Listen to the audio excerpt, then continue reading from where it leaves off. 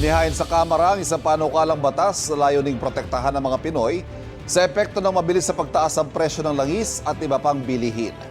Sa ilalim ng Kalinga Program Bill, may trigger mechanisms o automatic at mabilis na tugon ng gobyerno kapag sobrang tumaas ang presyo ng langis sa world market.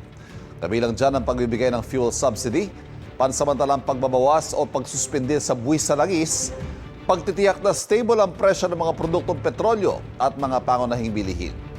Required din magkaroon ng mga mekanismo para manatiling stable at sapat ang supply ng enerhiya, magtipid sa pagkonsumo nito at mapigilan ang mga hoarder at mapagsamantala.